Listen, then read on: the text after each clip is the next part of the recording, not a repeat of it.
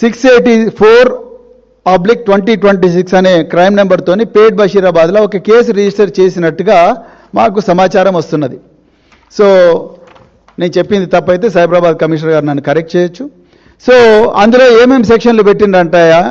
BNS section 74, BNS section 75, sexual harassment of child section 11 and section 12 of POCSO act. గమ్మత్తైన విషయం ఏంటంటే ఈ మూడిట్లో కూడా నేరం ఏదైతే ఉందో ఆ నేరానికి శిక్ష కేవలం 2 సంవత్సరాలు, 3 సంవత్సరాలు, 3 సంవత్సరాలు. అంటే ప్రజలకు తెలవాల్సింది ఏందయ్యా అంటే ఇది స్టేషన్ బెయిల్ పొందే విధంగా ఈ కేసులు బుక్ అయినాయి.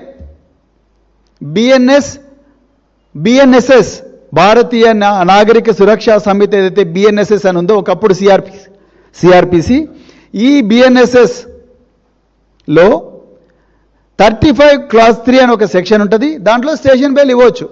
ఆ విధంగా మన పుత్రరత్నం చిరంజీవి బండి సాయి భగీరథ్కు, బాబు నువ్వు చిన్న తప్పే చేసినావు, ఇగో నీకు స్టేషన్ బెయిల్ ఇవ్వచ్చు. సెక్షన్ 74 2 సంవత్సరాలే, సెక్షన్ 75 3 సంవత్సరాలే, పాక్సోలో కేవలం 3 సంవత్సరాలే ఉంది కాబట్టి నీకు స్టేషన్ బెయిల్ ఇచ్చి పంపిస్తావు, నీ పని నువ్వు చేసుకో, ఇంకా నువ్వు ఎంతమంది అమ్మాయిలన్నా నాశనం చేయి, ఇగో ఇట్లనే ఉంటుంది అని చెప్పి దుండిగల్లో ఎట్లయితే ఆనాడు ఆ పిల్లగాన్ని కొడితే ఘోరంగా బండి సంజయ్ వెనకేసుకొని వచ్చిండారు. చిన్నపిల్లలు కొట్లాడుకుంటారు భయ, ఏమున్నది, పిల్లలు మజాక్లో కొట్లాడుకుంటారు అని చెప్పి వెనకేసుకొచ్చినావు కదా, అట్లా వెనకేసుకొచ్చినందుకే సంజయ్ గారు ఇలా అమ్మాయిల జీవితాన్ని నాశనం చేసిండు.